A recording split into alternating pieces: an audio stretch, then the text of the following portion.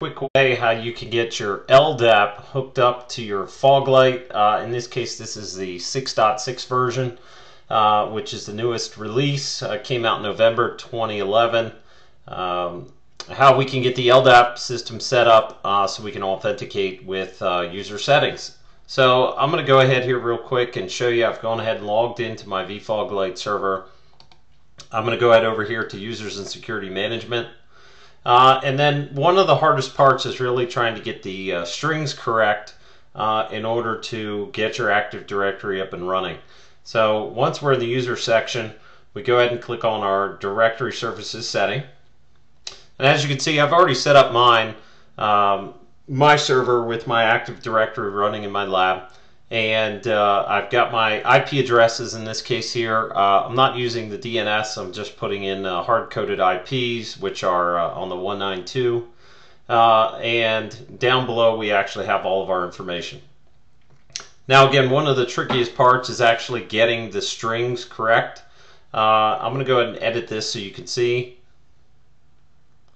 Once this pulls up here in the edit, you're going to see where we actually have to put in the distinguished name, we have the LDAP query path, and so on from here. And this is actually pretty easy to get this information out of your system, but I'm going to use a program on our Active Directory in this case. Again, this could be done if you have the tools or any of that stuff. I'm going to go ahead and get into the management console. And then once I'm there, I pull up a real simple add-in. It's the ADSI. So once we actually have the ADSI up and running, we can go out and scan our network. Go ahead and connect to it. And browse down in here. I want to go look for one of the users. So from here, I will just go down. We can either take the user itself. I'll go ahead and expand this out. And what you're going to see here really is that I did create a user called vFoglight in the system. You can see that the CN, DC, and DC.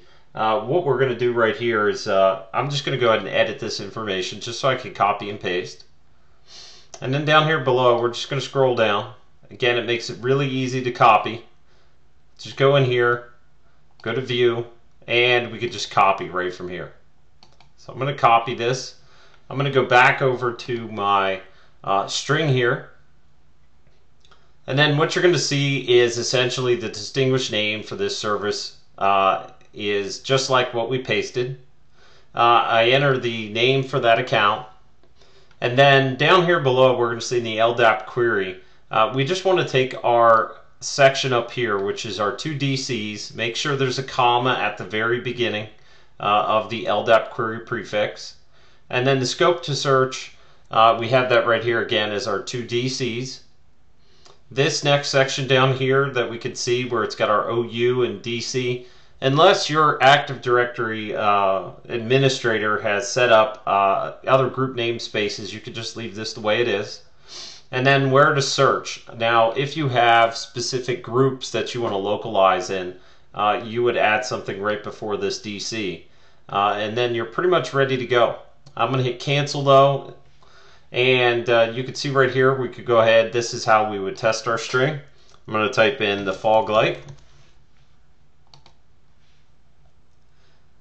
And what it's going to do is it's going to go out into our LDAP and look it up, and it says that we returned a username. So real quick, that was a quick way to go at it. I'm going to go ahead real quick and sign out.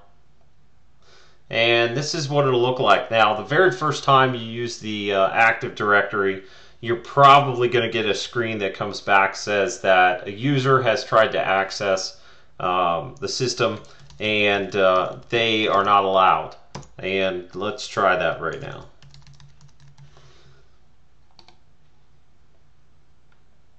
In this case, I've already added the administrator group into the account, but here you can see we are going from the Active Directory. We've logged in. I could take a look at the administration section now. from here, I'll go ahead into the users section, and go to manage users. And again, we can see that this was an Active Directory user. This is my name, and the administrator as well. So real quick, easy way to do it. Doesn't take that long as you can take a look at your Active Directory, scanning through. And those quick tips will get you going a lot faster than trying to guess what the strings are and the information. As you can see right here, these are my external users that we have. You can also do a group lookup too, once you get this set up to where you can add a vFoglight group or anything like that. You can see I'm browsing my Active Directory is pretty blank, but if you made a vFoglight user group or dashboard group, you can actually import those into the system. That's pretty much it. Thank you.